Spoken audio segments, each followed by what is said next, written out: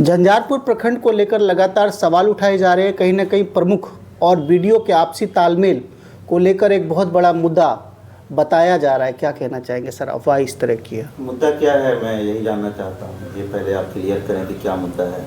कहीं ना कहीं सर प्रखंड प्रमुख कार्यालय को लेकर कि उसमें किसकी उपस्थिति हो, प्रमुख की उपस्थिति हो या प्रमुख पति की उपस्थिति से कोई फ़र्क नहीं पड़ेगा, मतलब कुछ ऐसा लगातार चल रहा है। अभी प्रवेश किए होंगे तो वो आपने देखा होगा, उनके चैम्बर के बाहर लिखा हुआ है प्रमुख प्रकोष्ठ, ठीक है, श्रीमती नीतू कुमारी प्रखंड प्रमुख प्रकोष्ठ। तो प्रमुख प्रकोष्ठ का मतलब तो मैं यही समझता हूँ कि वो माननीय प्रमुख महोदया का चैम्बर है कि वो जब भी जन कल्याण या विकास योजनाओं के संबंध में किसी भी तरह की वार्तालाप हो या कोई भी कार्यकलाप हो, उस हेतु अगर वो प्रखंड आएँ तो उनका एक अपना ऑफिस होना चाहिए, एक उनका चैम्बर होना चाहिए। जो उनका चैम्बर है उसमें वो बैठें और अपना वो कर्तव्यों का निर्वहन करें। कई महीनों से प्रखंड कार्यालय में, प्रखंड प्रमुख कार्यालय में आशुतोष सिंह करके कोई व्यक्ति बैठते थे और जिनको लेकर भी लगातार सवाल उठाए जा रहे हैं प्रखंड पे, मतलब इस तरह के। आशुतोष सिंह कौन है ये मैं नहीं जानता, ठीक है। और अगर वो प्रमुख कार्यालय में प्रमुख के चैम्बर में आके अगर पुल में बैठते थे तो ये बहुत ही गलत है, क्योंकि वो माननीय प्रमुख महोदया का चैम्बर है और उनके चैम्बर में उनकी कुर्सी पे आके कोई अन्य व्यक्ति बैठे तो ये जो है उस चेयर का भी अपमान है, ठीक है, और नियम और रूल का भी वो जो है एक तरह से उल्लंघन है। आपसी तालमेल नहीं होने के कारण विकास में कहीं ना कहीं अवरोध हो रहा है, इसको लेकर क्या कहना चाहेंगे? देखिए, विकास की जहाँ तक बात है, मेरा पूरा प्रयास है कि हर क्षेत्र में विकास हो, लेकिन अगर विकास की जहाँ तक हम बात करते हैं तो ये मैं बताना चाहूँगा कि पंचायत समिति एक डेवलपमेंट को मॉनिटर करने वाली, डेवलपमेंट के लिए योजना बनाने वाली इकाई है और पिछले जनवरी 25 के बाद से आज तक जो है पंचायत समिति की बैठक नहीं हुई, जबकि पंचायती राज एक्ट के हिसाब से हर 3 महीने पे ये बैठक होनी अनिवार्य है, अवांछित है। तो साल भर से अगर बैठक नहीं हो रही है और ये बैठक बुलाने का अधिकार भी माननीय प्रमुख का ही होता है, तो अगर वो बैठक साल भर से नहीं करवा रही हैं तो पता नहीं, मुझे समझ में नहीं आता है कि फिर विकास के विभिन्न मुद्दों पे फिर चर्चा कहाँ होगी, तो फिर कैसे विकास होगा। सर एक जानकारी और लेना चाहिए। दूसरी चीज़ मैं इसमें एक चीज़ और ऐड कर देता हूँ कि विकास जो होता है वो आपके पूरे प्रखंड क्षेत्र के लिए होना चाहिए। जो भी पंचायत समिति को सरकार के द्वारा जो निधि आवंटित की जाती है वो व्यक्ति विशेष की नहीं होती है, वो पूरे पंचायत समिति के नाम से आवंटन आता है और सरकार का भी ये पत्र है कि उसका वितरण जो है सभी क्षेत्रों में समानुपातिक रूप से किया जाएगा। तो ऐसे में कुछ क्षेत्र उपेक्षित रह जाएं, ये कतई उचित नहीं है। और मैं वर्तमान में जब से आया हूँ और मैंने जो योजनाओं का फाइल वगैरह देखा है, उसकी समीक्षा की है, तो मैंने पाया कि कई पंचायतों में पिछले 2 साल में 1 भी रुपये की कोई योजना क्रियान्वित नहीं हुई। ऐसा क्यों हो रहा है सर?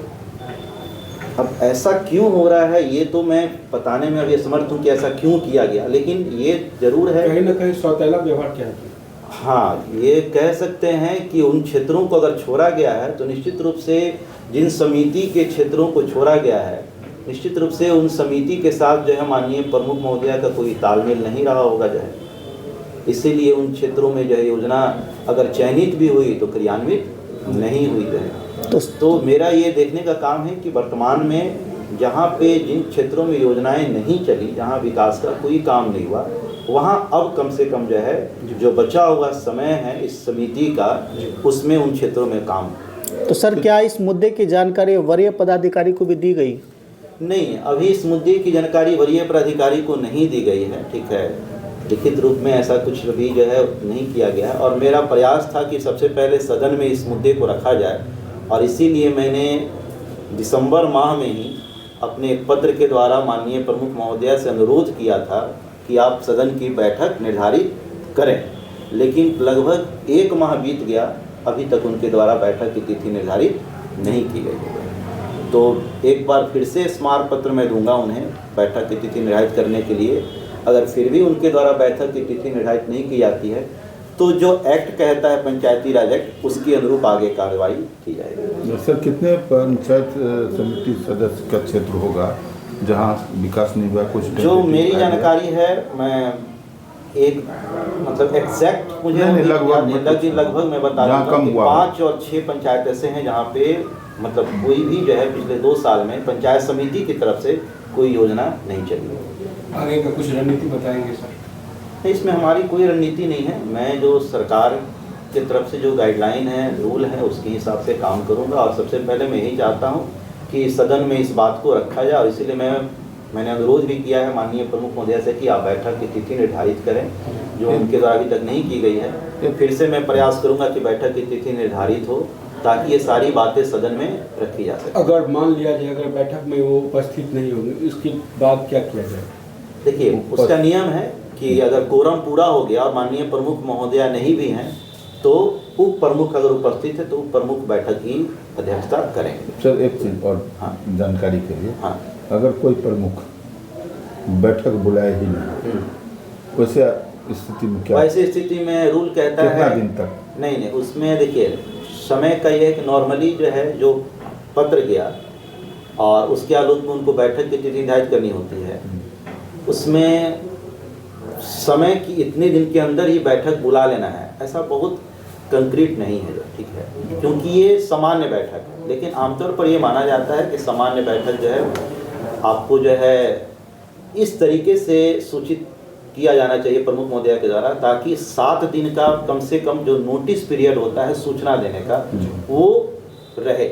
यानी कि अगर आज मैंने उनको पत्र दिया तो उनके द्वारा जो भी डेट हो वो इस तरह का डेट हो कि मेरे पास 7 दिन कम से कम हो, ताकि मैं सभी सदस्यों को बैठक किस तारीख को होगी, कितने समय में होगी, वो 7 दिन पहले बैठक की तिथि को छोड़कर 7 दिन पहले उनको लेटर मिल जाए। ठीक है, फिर मैं उप प्रमुख से अनुरोध करूंगा, ठीक है, कि वो बैठक को आहूत करें। ठीक है।